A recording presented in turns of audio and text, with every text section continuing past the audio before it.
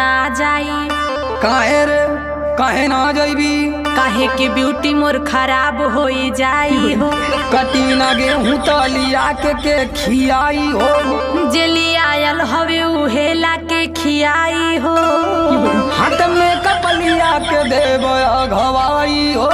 तोहे हम गेहूं काटे वाली लगत हई।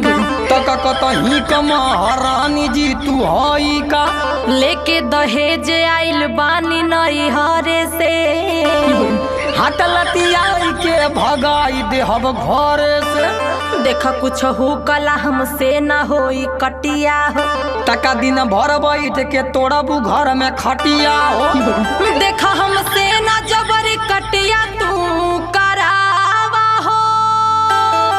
और आई पकड़ा ता तारी आ चल के चुपचाप गेहूं तू कटावा हो।